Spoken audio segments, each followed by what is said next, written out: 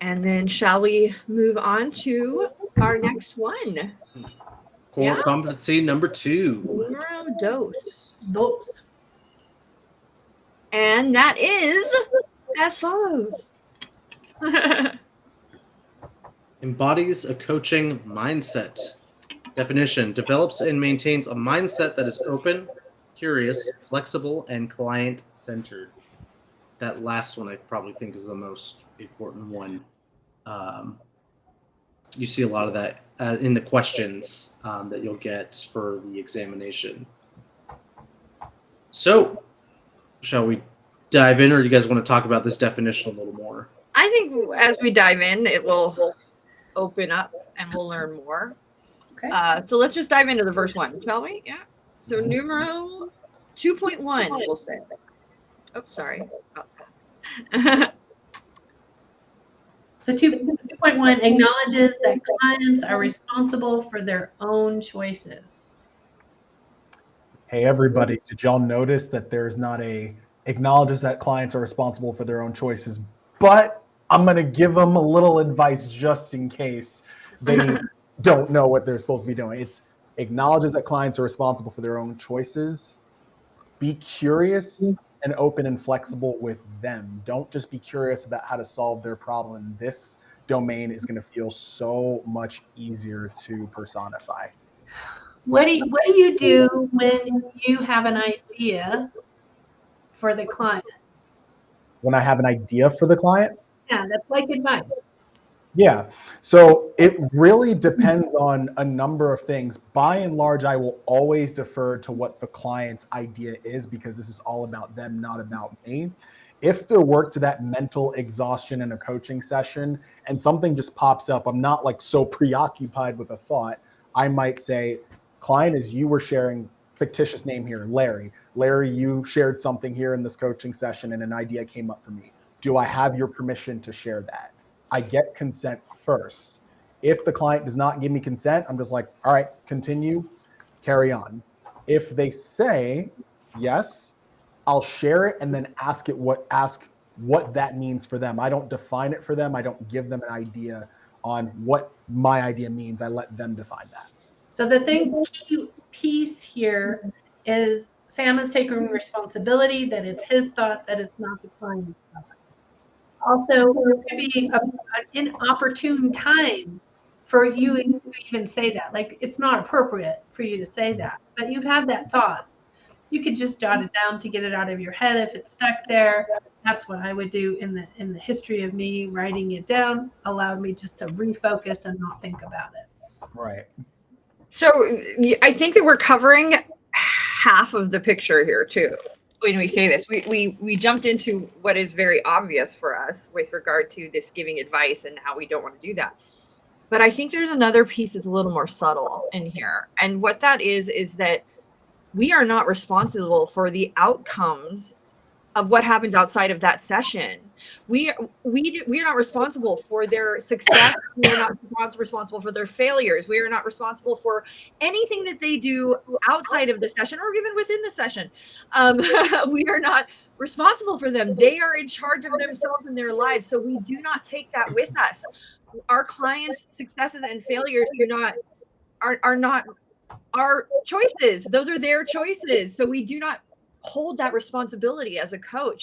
And that can be so hard for coaches to do, especially being attached to outcomes with our clients. We got to let go of that. And I think this says that in there. I think this is something that we have to be aware of. And sometimes it's hard to forget because our egos get locked into it and we want our clients to have success.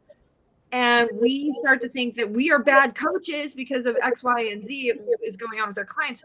No, the client is responsible for their choices, not you. Mm-hmm.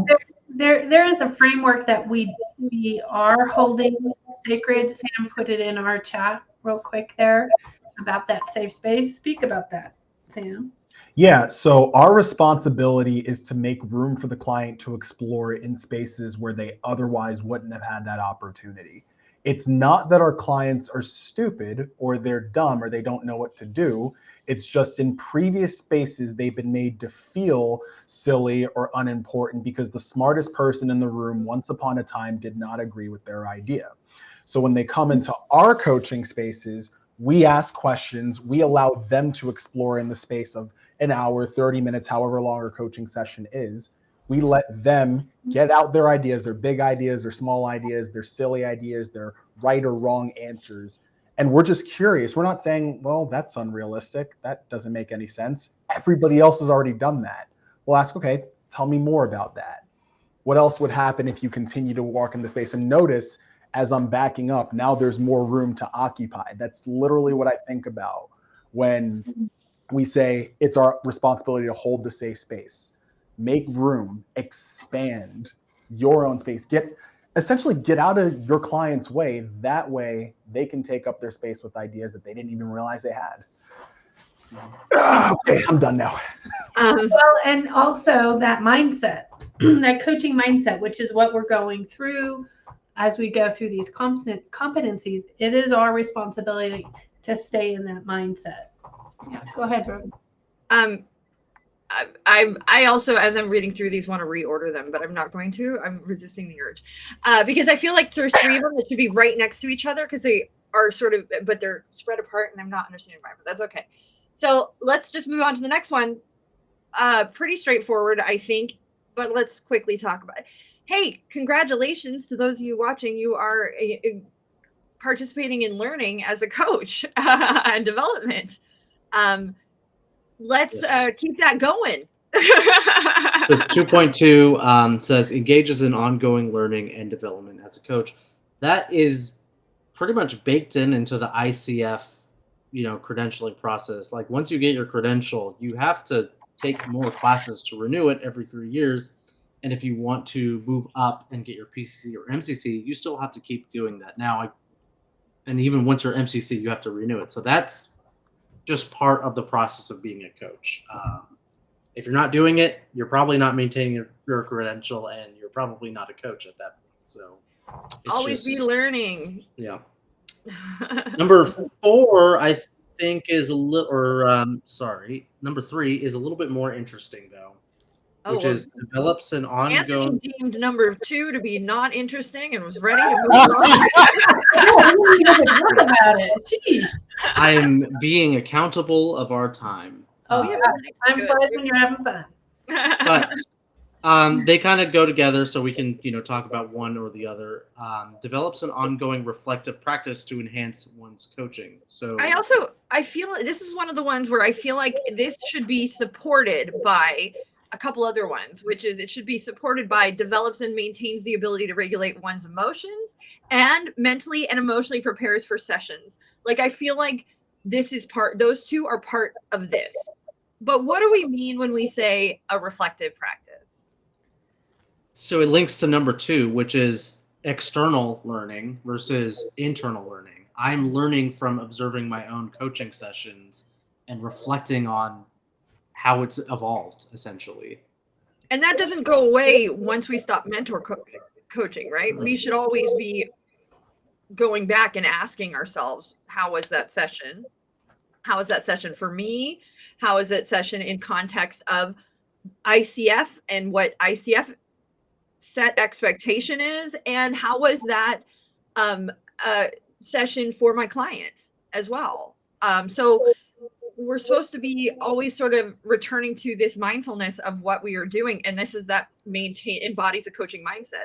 And that is about, I think this is like baked in, don't get complacent. Like that's essentially partially what they're saying in a lot of this is like, let go of complacency. You have to be always pausing and reflecting and treating it from a learning eye, from a how can I improve? How can I do better? How can I learn and grow? As we're going through, and we've got 8 of these, we're only doing 2 today, competencies. I can feel some anxiety that might come up for a new coach. How do I do all of these things? How do I maintain all of these things? How do I be mindful of all of these things? It's called practice, practice, practice. You've got to practice everything so that it becomes an organic experience. Getting feedback is really helpful towards that process outside of yourself. You get a mentor or you practice with another coach, so that as long as you're looking over your coaching and looking for how can I best serve my client and then grow towards that.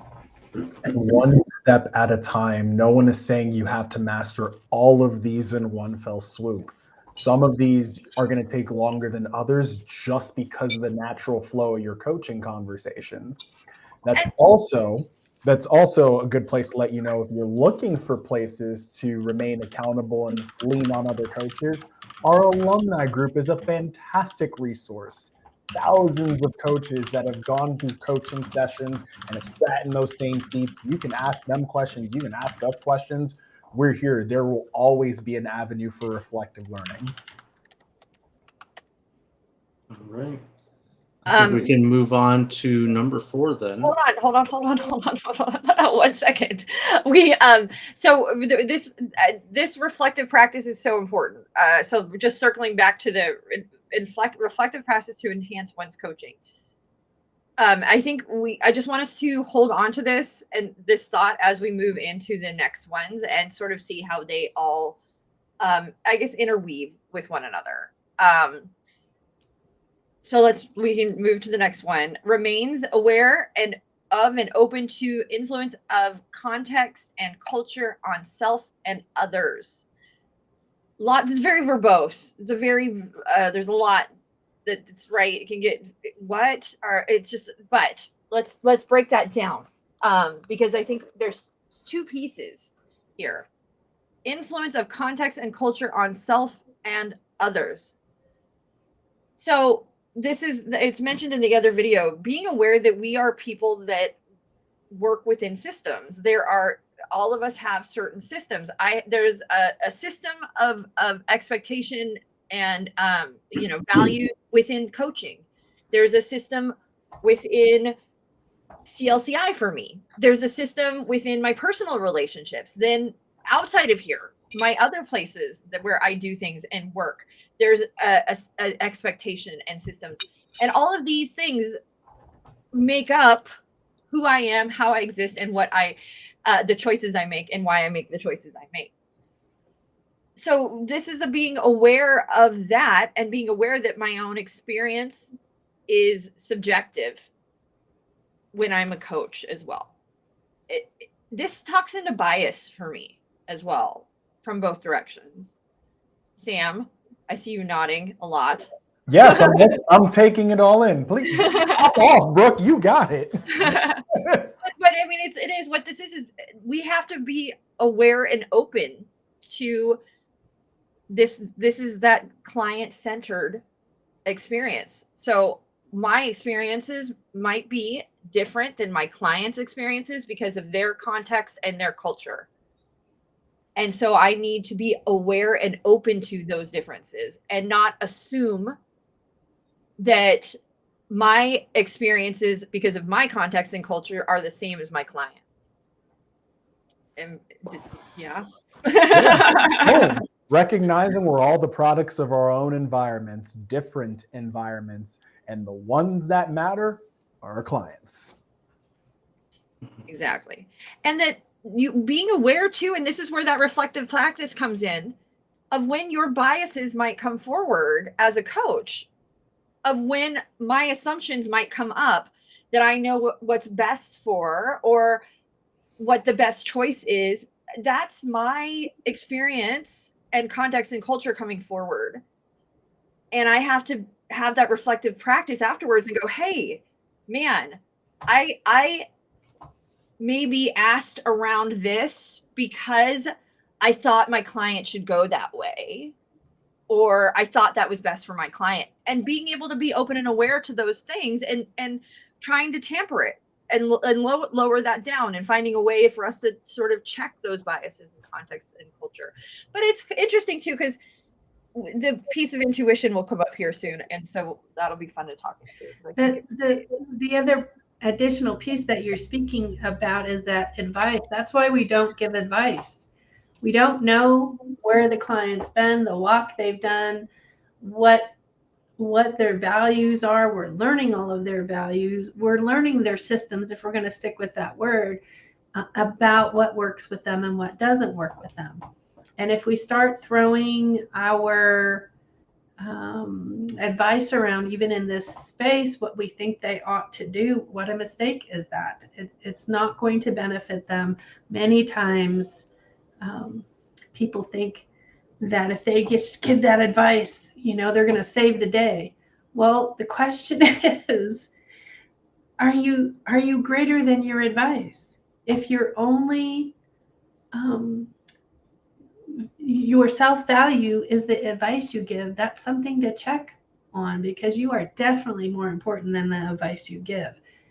So advice, not important, especially as you're getting to the client.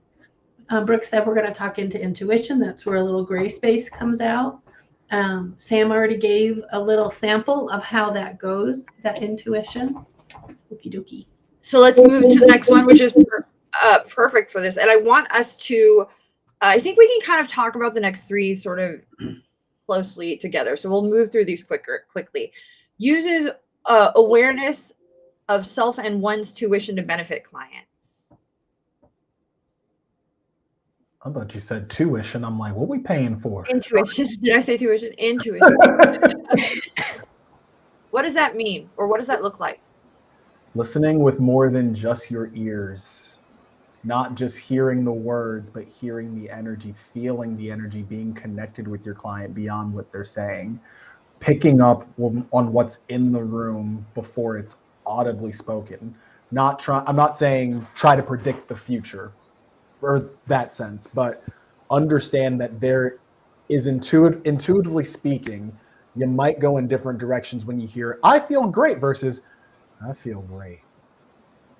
Now, when words are one thing and energy is another, intuition has a place that can come out and play. All right, I'm hearing words, but what else is here? I agree 100%. Yeah. Yes, but there's another piece too, to benefit clients. So where I think coaches can get tripped up is when I have this permission to point out, well, I'm not, you're saying you're happy, but I'm not getting the same energy. We have to trust if our client says, don't go there, I don't want that, I'm fine. We have to go with that. We can't keep needling at it. We have to, that's not benefiting our client, because my gut is telling me, no, you're not good. And they're telling me they're fine. I have to trust them at some point and know when I'm no longer benefiting my client by asking about that intuition. And be aware, coach, of your systems, right? The filters is what I typically will call them. The filters that come up and where you think, as Sam used this word earlier, that you're the smartest person in the room. You're not. The client is. That client, what they say, how they say it, is what's going on. The permission, I'm noticing something that seems, I'm noticing it feels off. Do I have that right? So asking into it, and then like Brooke said, nope, it's fine. You leave it and let them do with it what they will. If it is anything, could you have misread it? Possibly, maybe not, but it's not for you to unearth until they're ready.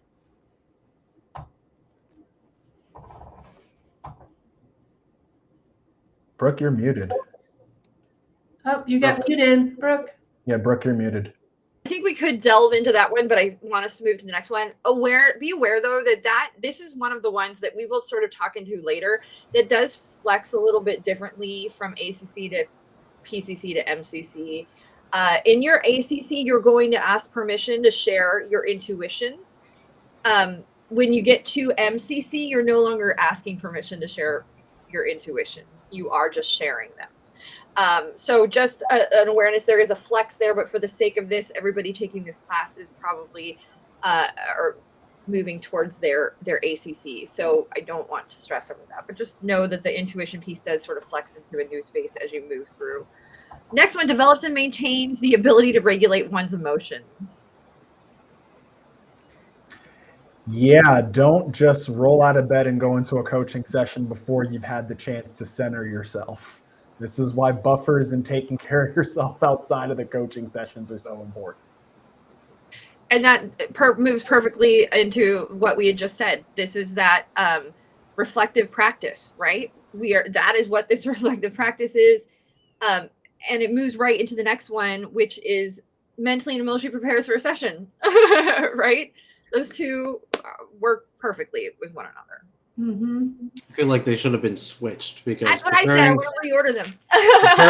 preparing for the session comes prior to regulating your emotions during the session, which you can prepare all you want, but your client's going to be dropping bombs and doing things and saying things that you're not prepared for, and that can influence your emotions heavily.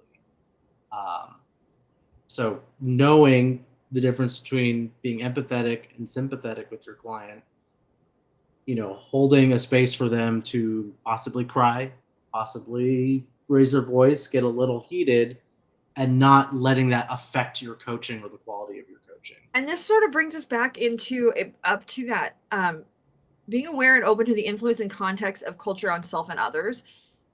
You have had your own experiences, and to assume that anything your client is going through isn't going to have a similarity in you and might not, like, you're going to be impervious to something they say triggering you or opening something up in you that goes, ooh, I remember that. I had an experience like that. That's a very natural thing to happen as a coach, for us to relate to something that our client is going through that may be emotional. So we have to have the ability to regulate that emotion that comes up for us when our client, even if we've had a similar experience. As a coach, we can't go, I went through that too. Oh my God, I totally, you know what I mean? No, we can't do that. We have to keep that in and be able to regulate our emotion and hold that space, like Sam said, for our clients. So all of this also moves perfectly into our last one, and then we can go through and discuss it all one more time, which is seeks help from outside sources when necessary. And that's both coach and client. So if you find yourself unable to handle anything that's going on in that session, or wanting help and assistance with anything that's going on in a session or with your client, seek help from outside sources when necessary. Do it. And this is referring out. This is going to talk to a coach or somebody else with some expertise yourself, having a support system, doing maybe some cultural research. All of these things, you are seeking help, maintaining that education, being open to learning, open to growing. It all braids beautifully together in this. And open to not having the answers. You are strong for seeking help. You're not weak for seeking help. Yes. And this is what embodying a coach mindset is. It's all of these things interweaved. And like you said, Lisa, it's not something you're going to get overnight. It's something that comes with practice. And it's not something that is probably going to be present at every session, 100 out of 100 for people who have their MCC. No, all of us fluctuate and have good sessions, areas we want to improve. But that's where that reflective practice comes in. And they've built that into that. They built that into that understanding ICF has that we are human, by telling us to keep learning, by telling us to have a reflective practice. They are aware that we are humans and that we have to keep doing those things in order to be able to maintain these core competencies. And stay fresh, right? Mm-hmm. To keep that ability to always be in that seat. I'm talking very slowly, apparently, in that seat where you recognize that no matter how much experience you have, you don't have enough. When she said stay fresh, she meant like dress nicely, be sharp, Definitely part of the competencies. I'm acting crazy. Let me stop. I think that about wraps up our time. Is there anything we forgot? If you are watching either from our 102 classes or from YouTube or Facebook or LinkedIn or anywhere you're seeing this, if there's something that you feel like needs to be added in, you want to add to the conversation, or you have a question, please let us know. 102, you can let us know in your homework. Everybody else, you can leave it in the comments. We would love to hear from you. And make sure, everybody out there, that you check out Certified Life Coach Institute and check out our live next week, where we will be covering co-creating the relationship, core competencies 3, 4, and 5 next week. So I'm going to leave a cliffhanger of what those might be. Or you could look it up yourself. You'll probably find out as well. And if you have any questions and you're watching, bring them to the next week so that we can answer those questions for you. Thank you so much. Please join in this conversation. Ask your questions. Take care. Take our classes. We have amazing 3-day intensives that take you along a journey that gets you there. All right. Bye. See you guys See later. you guys.